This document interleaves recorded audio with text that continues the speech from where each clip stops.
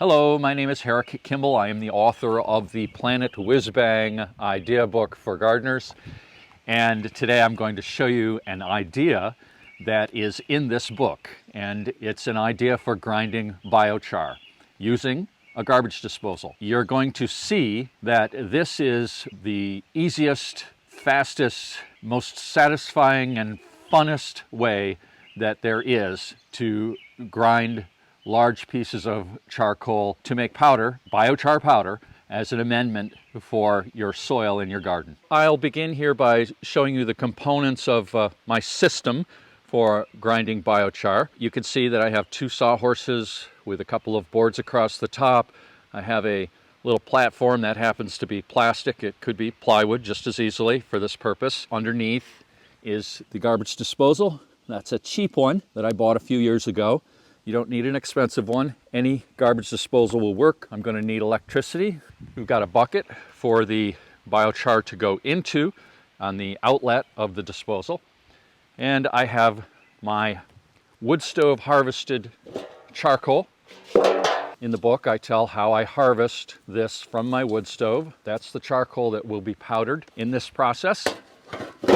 And you will see that I have these woven plastic feed bags here for a reason that will become clear. And I'll show you that I have sorted out carefully, sorted out any metal pieces that were in the charcoal. The disposal does not grind up nails and staples. And here's my container that I'm going to demonstrate with to start. Okay, so I'm going to begin by plugging in the disposal. You can probably hear that purring away. I'm going to grab my hose, come around here. Okay, it's this simple right here. We'll get a little water in there.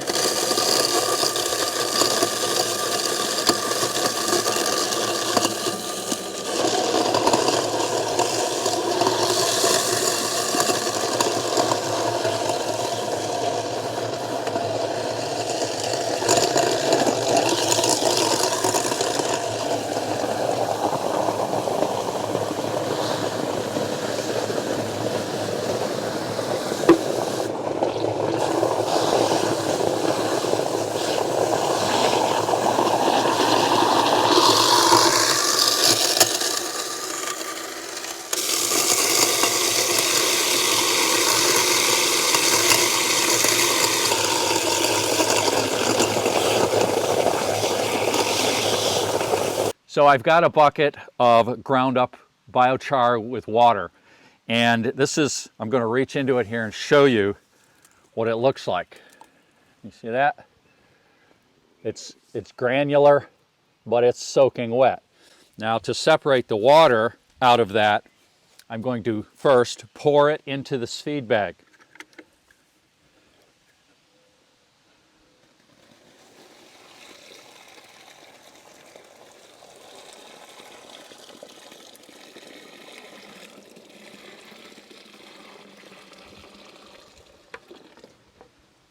Okay, here's a look down into the bag. You can see the char and water, and then down here is where it's happening. The water is separating out, the biochar is not. This woven plastic feed bag material allows the water without the powdered wet char to drain. It's pretty neat.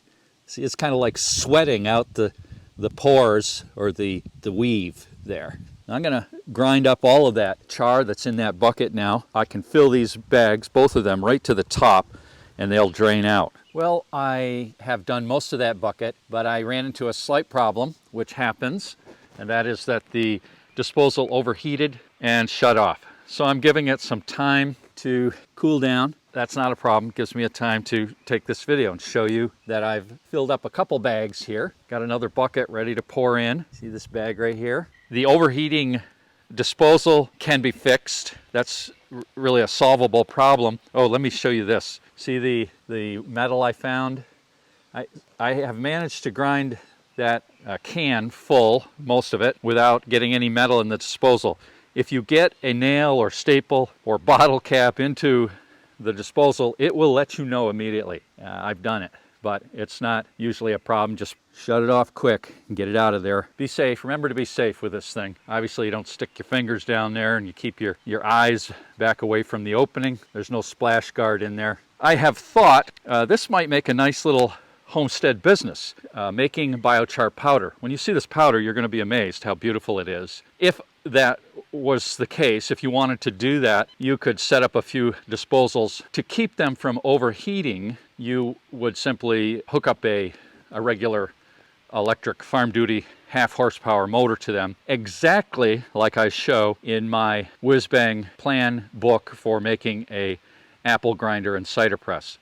The apple grinder is a garbage disposal that has been modified so that it will never overheat. It can grind all day long, and I tell how to outfit an electric motor to the disposal, doing away with the motor that overheats like I've had happen here. I'm going to let these sweating bags, let me show you that again. See the water sweating out?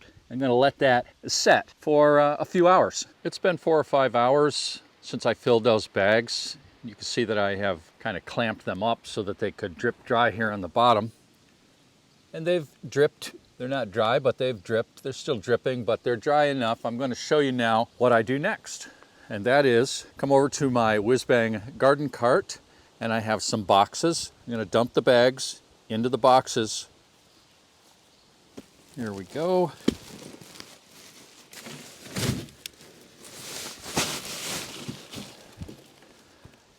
I think you can see that. There's a picture close up of what we've got.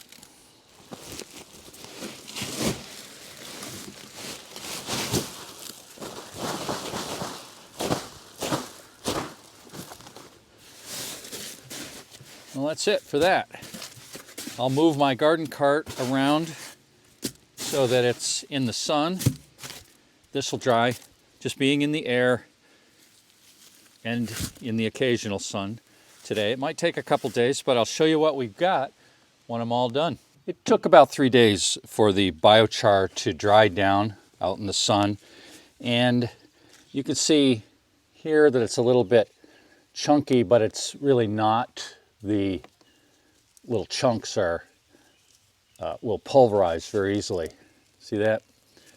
Beautiful, beautiful biochar.